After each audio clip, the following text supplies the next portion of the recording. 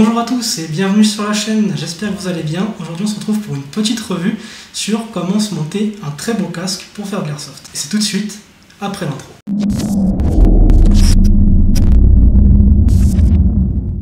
L'objectif de cette revue, ça va être de voir comment se monter un casque assez sympa pour l'airsoft en fonction de vos finances. Et déjà pour voir quel est l'intérêt de ce casque, on va essayer de réfléchir un peu à l'utilité d'un casque en airsoft. Alors, c'est assez simple. En airsoft, on va avoir besoin d'un casque dans deux cas majoritairement. C'est le premier pour éviter de se prendre une bille au niveau de la tête, parce que ça fait assez mal, même si bon, on peut faire sans. Et le deuxième, ça va être pour se protéger du terrain. Donc généralement, ça va être dans des cas où on est en CQB, pour éviter de se taper la tête contre un mur ou contre un plafond, des choses comme ça. Et en extérieur, ça va être si votre terrain est assez accidenté, que ça peut être assez intéressant. Moi, je ne m'y connais pas trop en matériel russe, donc on va pas du tout en parler. Moi, de mon côté, je vais vous parler des casques type OTAN/US/français, simplement parce que c'est le domaine où je m'y connais le mieux.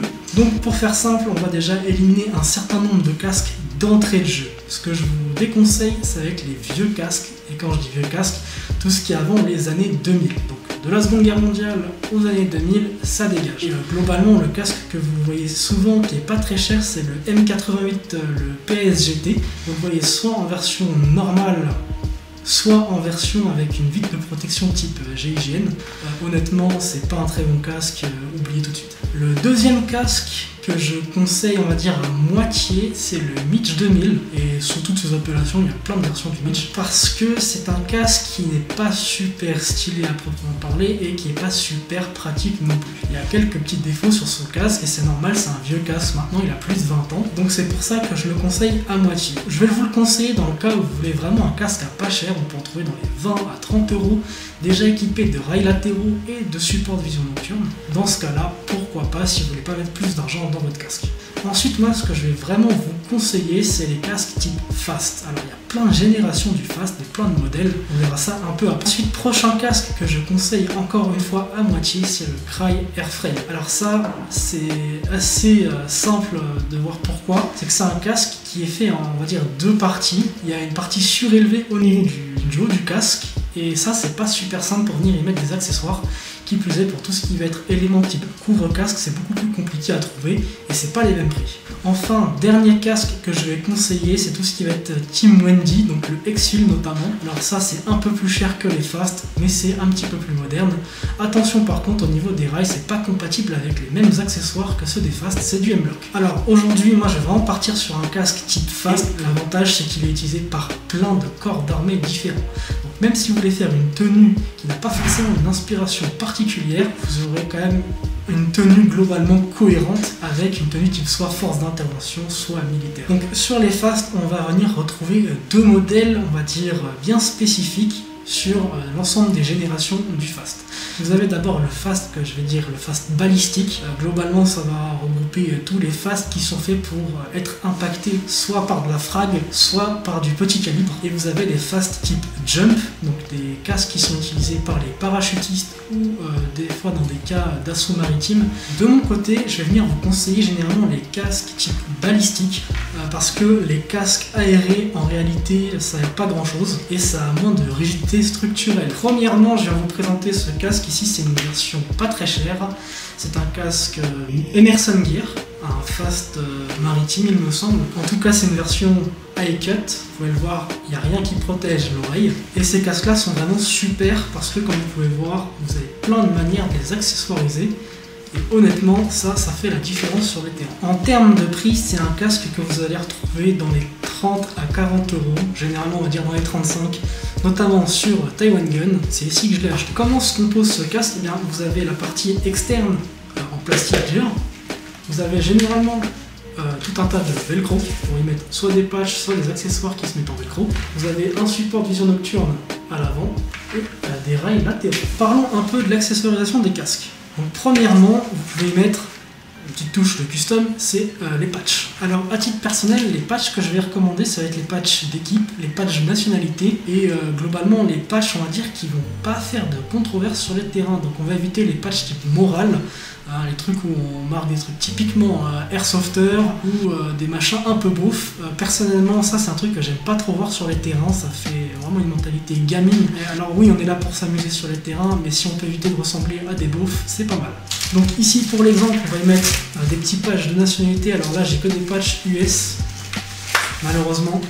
Voilà, vous voyez, ça passe bien. Ce que j'ai tendance à conseiller, ça va être une poche à l'arrière de votre casque pour faire un peu un équilibrage au niveau du poids. Alors ça va dépendre de ce que vous mettez dessus à terme.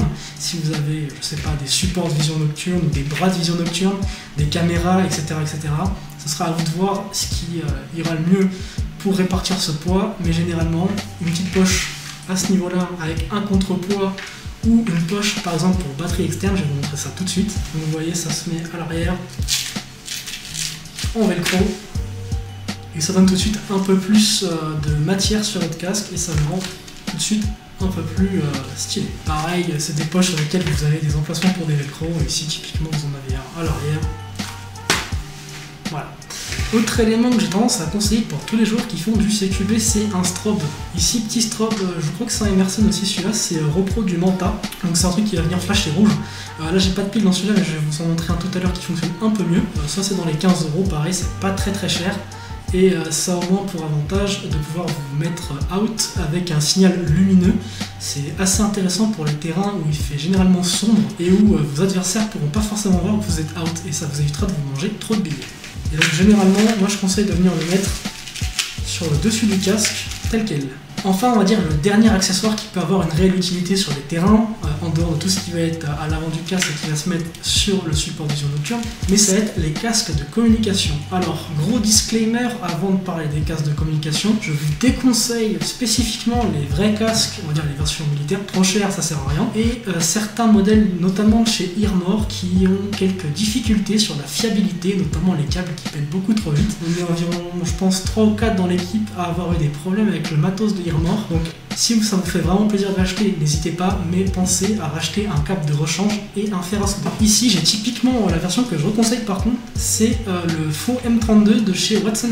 Donc voilà, c'est avec un montage arc, c'est ce que vous voyez au-dessus là, c'est ce qui permet de le monter au rail du casque. Et ça va venir se connecter à un PTT à travers cette interface là, c'est du TP120 civil. Donc faites attention quand vous prenez des PTT, il y a des versions civiles et des versions militaires, ici c'est des versions civiles. L'avantage de ces casques là et les inconvénients, c'est que sur ces modèles vraiment repro bas de gamme, dans les 20-30 €, vous n'avez pas d'amplification du bruit. D'un autre côté, c'est un avantage, c'est que ça ne tombera pas en rade à ce niveau-là. Et ces casques sont très bien parce qu'ils ont une très bonne intensité sonore, vous entendez très bien les communications et le micro est de plutôt bonne qualité. Donc voilà, vous voyez que j'ai monté le casque de communication sur le casque balistique, enfin pseudo-balistique. Vous voyez quand même que ça fait un petit foutoir avec tous les câbles, donc ça je vous conseille de les manage de telle sorte à ce que ça passe. Si vous avez une poche typiquement en dessous, vous pouvez faire du cable management de plein de manières différentes et je vous conseille absolument de le faire, mais de laisser un peu de mou parce que vous pouvez venir le ranger à l'arrière du casque balistique dans le cas où vous ne l'utilisez pas forcément en partie. Et donc dans ces cas-là, il faut que le casque et le câble puissent bouger avec le casque. Alors voilà, j'ai mis le casque sur ma tête, vous pouvez vous donner une petite idée de ce à quoi ça ressemble. Donc c'est pas mal, c'est assez confortable. Par contre, ça reste un casque à 30 €, donc ne vous attendez pas non plus à un truc exceptionnel. Une configuration telle que celle-ci, ça revient environ, on va dire, entre 80 et 100 € pour l'ensemble. Donc le casque, on va compter dans les 30 €. Le casque audio, pareil. La poche, on peut s'en tirer pour les, on va dire, 15 €. Le strobe, pareil. Donc globalement ça va, ça reste accessible pour un premier casque. Petit conseil quand même, vous voyez qu'ici il n'y a pas de couvre-casque. Alors moi j'ai tendance à les conseiller, ça casse un peu la forme du casque. Mais vous avez certains modèles qui arrivent déjà avec une peinture pré-appliquée de camouflage. Donc ici c'est un peu en effet type serpent. Donc voilà, c'est plutôt bien fait honnêtement. Là pour le coup Emerson ont fait un bon boulot.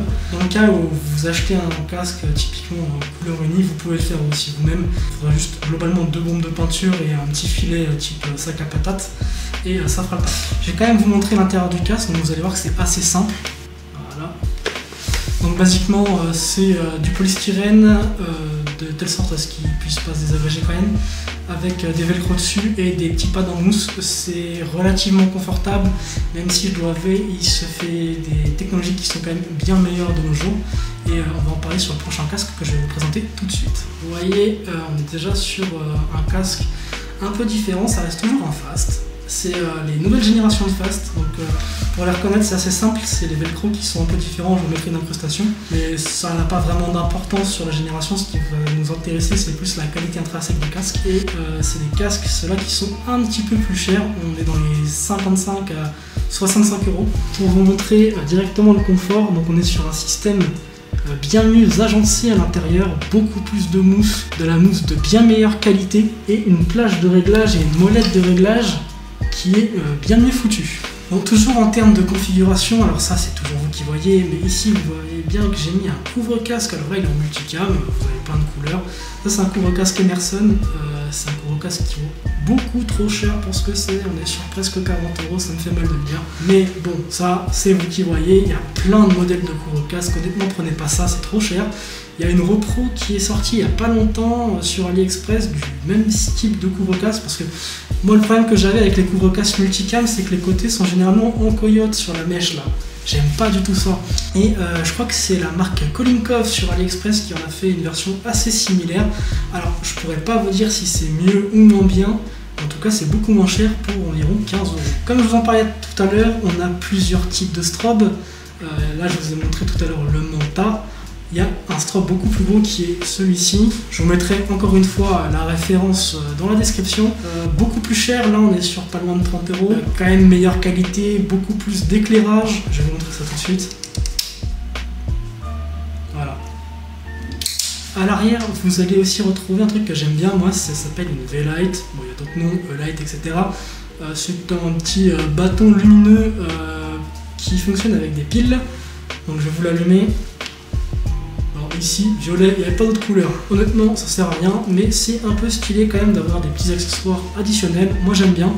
Vous avez plein de couleurs, hein, bleu, vert, rouge et compagnie. Au niveau des casques de communication, vous avez le M32 de chez Earmor. Plein de problèmes sur les Gen 3, Gen 4. Et il me semble qu'ils n'ont pas fait Gen 5 encore, mais les câbles qui se connectent au PTT sont à chier.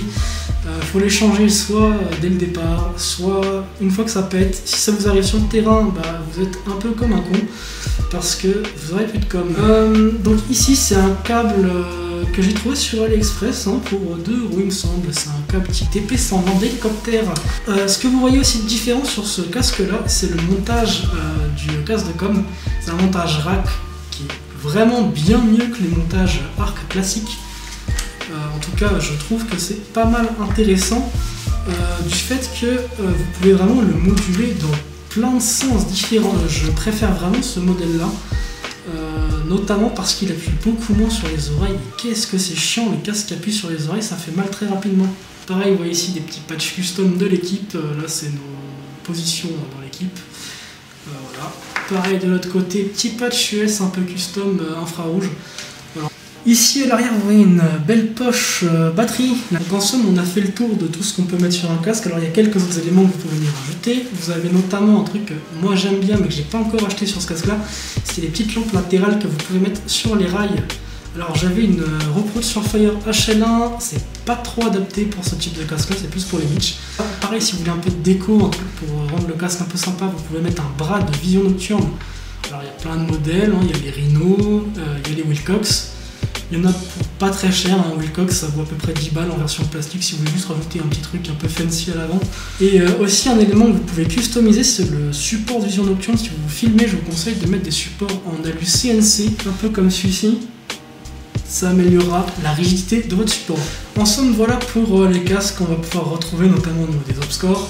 Alors, j'ai pas trop parlé des autres casques, désolé, mais le principe sera toujours le même. Essayez quand même de prendre des casques un peu plus qualitatifs que des versions à 20-30 balles, si vous le pouvez, et si vous pouvez pas, essayer d'économiser un petit peu.